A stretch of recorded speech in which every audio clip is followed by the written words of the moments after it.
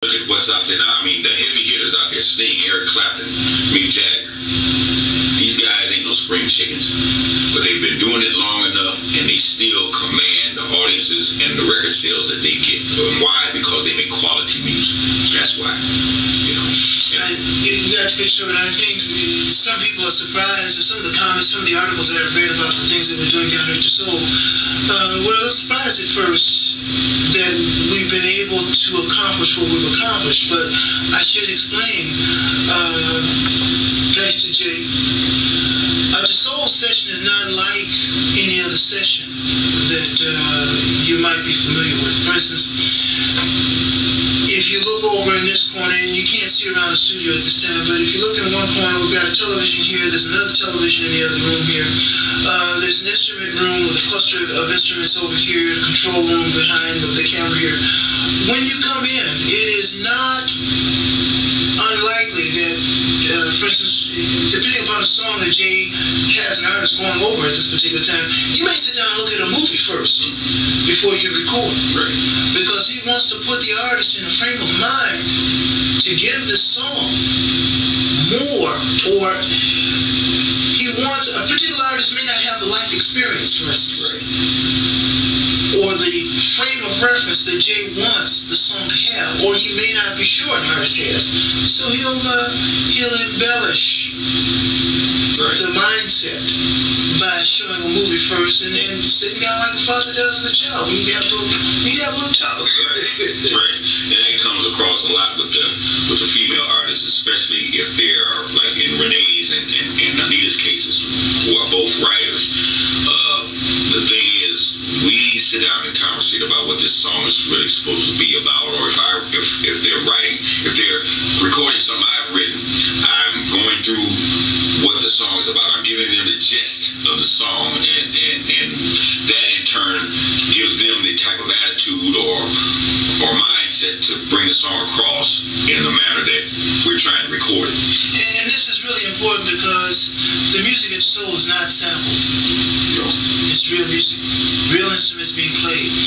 And when the artists come in to sing, one of the things that Jay instituted from the founding of our company was that vocalists would not come in here and do take after take after take after take.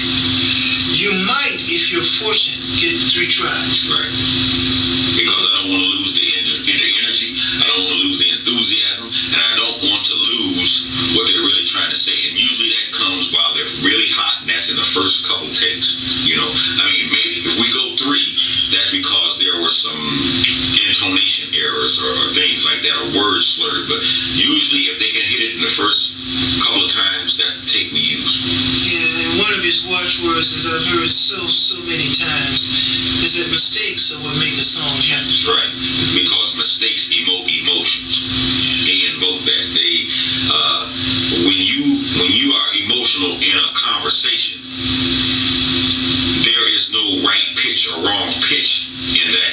Your voice is going to go a whole lot of different places.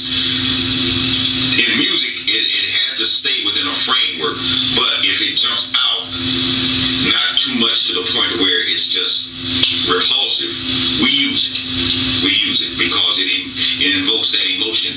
I remember when we were cutting Hurt So Bad on Carmen. Do you remember that? Yeah. And, she was more or less trying to sing the song and not put any strain in it. And I just wanted her to... Let me tell you, he literally, we got to the 3rd take, which he didn't want to cut the 3rd one. I had to beg him. Yeah. He walked out of the session. I'm gone. And what happened that particular afternoon, something that I'm a real stick about. I don't want you to come into the session and sing. Don't worry about your voice. By the time you get down to the soul, you have already mastered or acquired the skills to hit every note. What I want you to focus on is what the song is saying. Because when you focus on what the song is saying, what the lyrics are actually saying, your modulation and sense stress will follow. Right. Right. And if you have the emotional thing going with you as you're singing these words, it will bring across the emotion that we need to have a successful record. You know, I mean,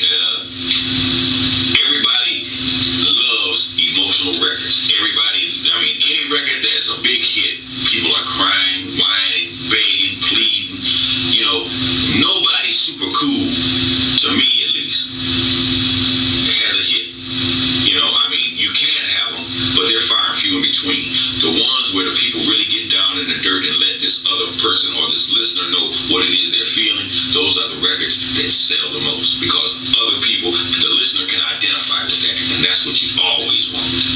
You always want some identification or some kind of a feeling that, yeah, I know what they're talking about. In fact, before we end up sitting here and going on and on all day long, I'm going to kind of bring this around. One of the really, really important reasons for us to film this today was not only to let you know about our company, the Soul Recordings, and I put a plug in for my next album, let me be the one.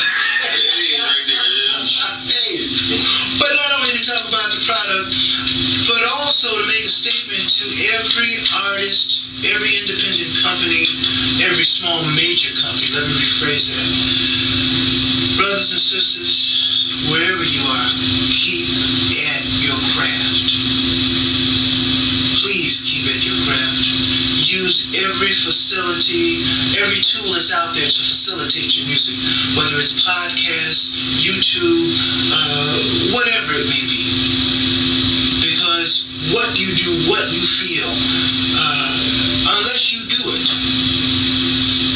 quote unquote popular radio and the stuff that I don't want to call it, the stuff that's down our throats, will take over. Right. And that's all our kids will have.